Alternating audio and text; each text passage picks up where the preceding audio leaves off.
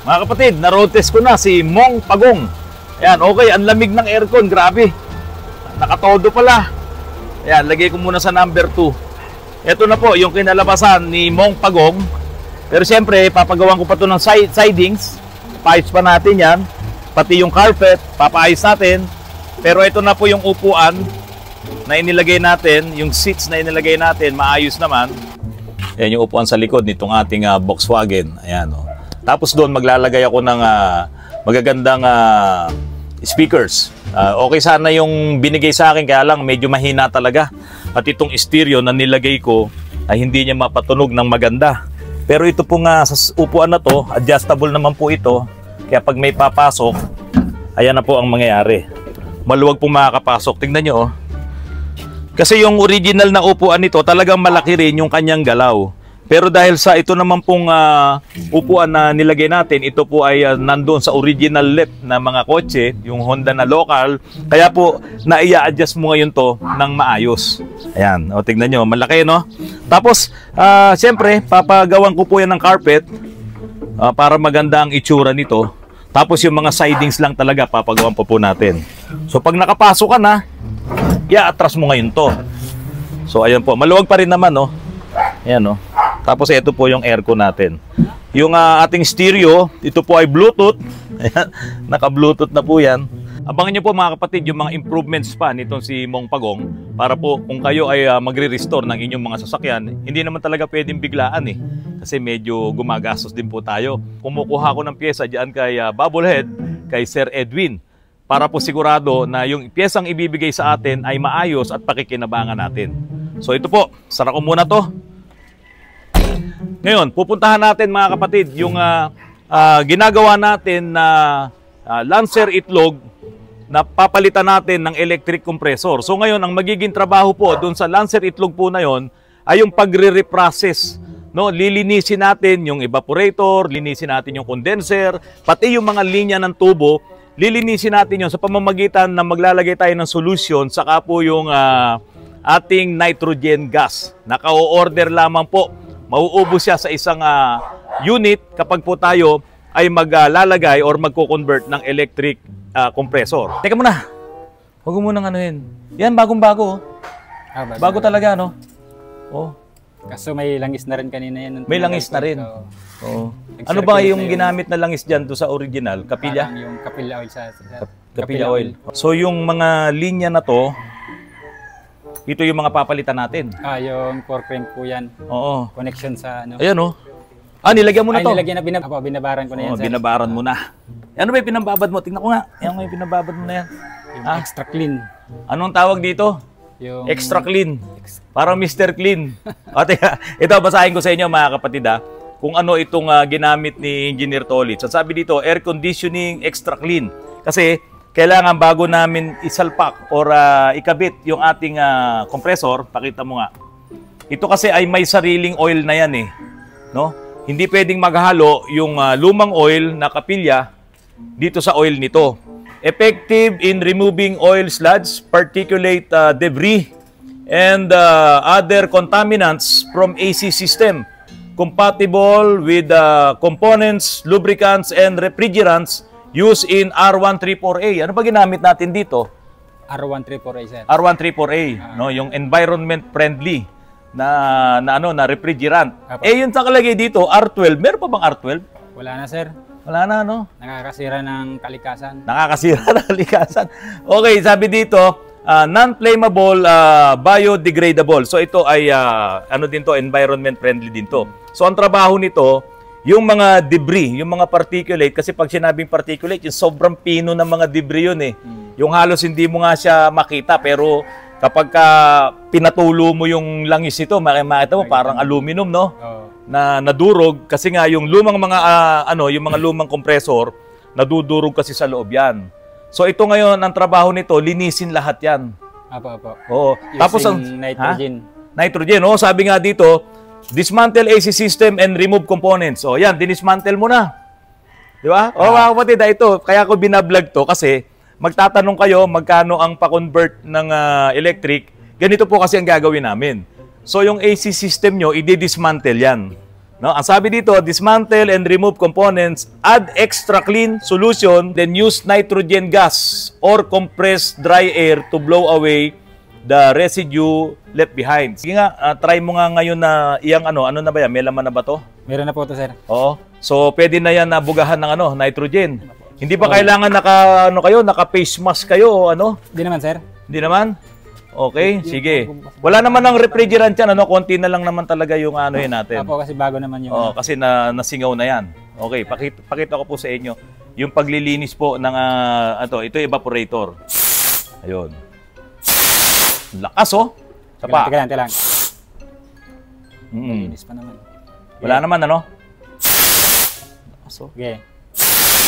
Okay. Sige.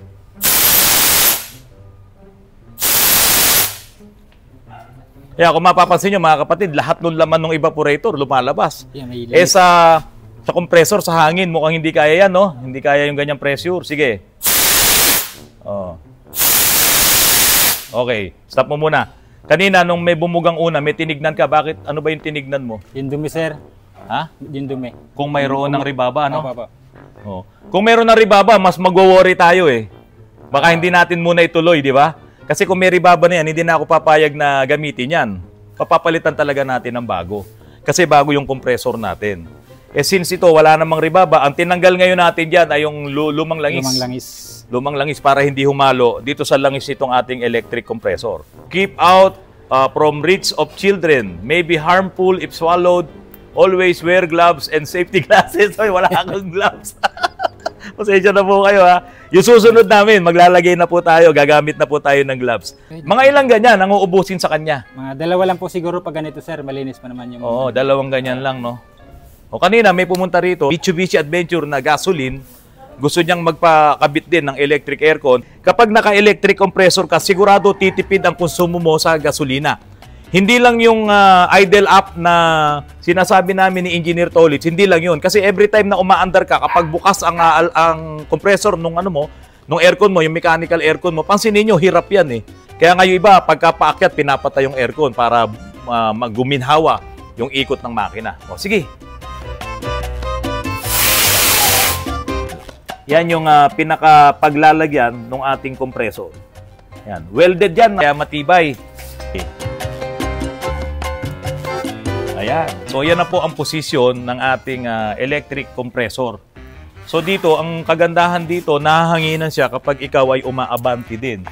Sige, tuloy mo muna yan. Lakas tumapod. Ito na yung magiging posisyon niya ng ating electric compressor. Ang delikado lang dito, pag ibinangga mo kotse mo, siyempre sira yan. Di ba? So, mag-iingat po kayong magmaneho dahil baka tamaan yung ating compressor na nandito sa harap. Pero sa kotse, ganito ang pinaka-the best talaga na location niya. Dito, hindi na tayo magtatanggal ng lumang compressor. Yun na rin yung magiging tensioner pulley at hindi naman po yung gagana na at magaan din po ang ikot nun as long na maayos yung bearing na nandoon sa compressor.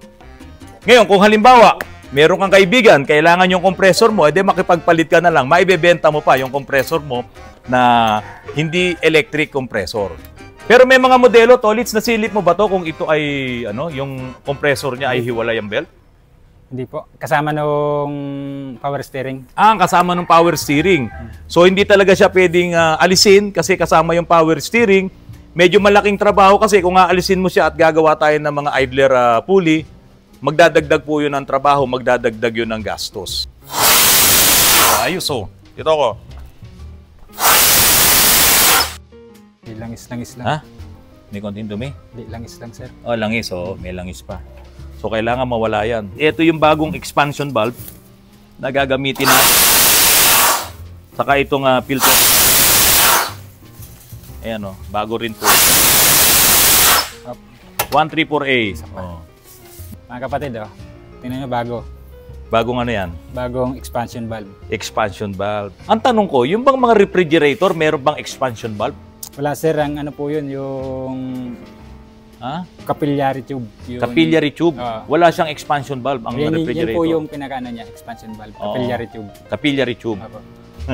Ito, may bago na naman kaming ambon, no? Ang pangalan nito ay si Tem-E. Si Mang Tem-E po ito.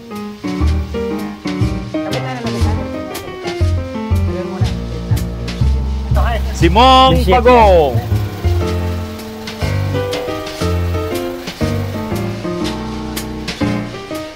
Okay mga kapatid, yung nakita nyo po na ginagawa ni Engineer Tolitz, pasensya na po kayo, wala silang mga mask.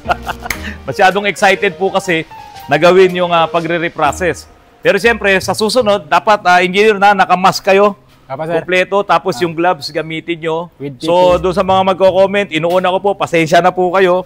Pati tuloy ako, wala ring mask. Kasi nga po, excited kami na bago dumilim, ay magawan ko po ito ng vlog. So, yung ginawa po namin dito, kung halimbawa, gayahin nyo kami. Kasi ang compressor naman, nabibili sa online. Kung halimbawa, interesado kayo, gusto nyong gawin, nandiyan kayo sa Mindanao, nandiyan kayo sa Bicol, o yung lugar nila, diyan sa Norte, wala naman kami doon, masyado kaming malayo, ganyan po ang gagawin nyo. Bago kayo maglagay ng electric compressor, i-reprocess nyo muna yan para hindi masayang ang pera nyo na ipinambili ng compressor. Dahil kapag iyan ay marumi at naghalo yung lumang langis doon sa bagong langis ng electric compressor, masisira po talaga yan. Meron ka bang tubo na hihinangan dito? Wala po. Wala, dire-diretso na lahat doon Diretso sa lang. loob. Crimping lang po talaga yung... Oo. So yan yung mga bagong o-ring, lahat palit no? Oo. Palit tayo ng bagong o-ring. Tapos sige, higpitan mo na yan. Kilala niyo po ba to? Ito si Bentot. Kilala mo yung artista na si Bentot? Ganyan yung ano niya yung sombrero. Oh, si Bentot yung kasama ni Hugo nung araw. Diyan, ha? Biro lang mga kapatid ha.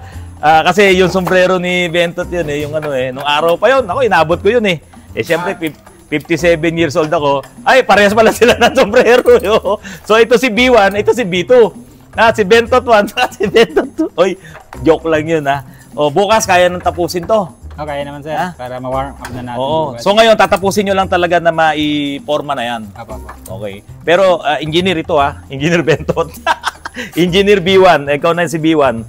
Ito, engineer, yung oil cooler ng transmission. Ito po kasi automatic transmission Pinalagay nila to pero hindi kami naglagay. So, mali. Dapat ito ay nakadikit dito sa condenser. Para yung higop nung fan ay mahigop to. Ito kasi wala. Useless din to. Kung yan ay patatakbuhin mo lang sasalubong sa hangin, doon lang siya makakatulong. Pero dahil sa hindi siya nakadikit doon sa condenser, dapat ihigupin ng blower doon sa loob yun, di ba? So walang higop. Kaya ngayon, babaguhin mo to, engineer. Didikit ko po. Didikit mo. Tapos yung blower na additional pa nila na nilagay na dating nandito, dito mo na ngayon ipapatong. Kung kailangan i-straight yung bracket nito, sir. Oo. Kung kailangan i-straight yan, May straight pasok natin. Yan, babaguhin na talaga ni Autorans yan. So yun mga kapatid, abangan nyo po bukas ang continuation nito, ang ating part 2. Ang ipapakita ko po sa inyo, yung gumagana na siyempre, para naman po maengganyo kayo lalo na mapatipid nyo ang inyong konsumo sa gasolina at sa diesel. Dahil kapag ikaw ay naka-mechanical aircon, mabigat yun, pinapaikot din yun ng makina. Hindi yun parasitic loss, palaki po yun. Mga kapatid, magandang hapon at maraming salamat po sa inyong lahat.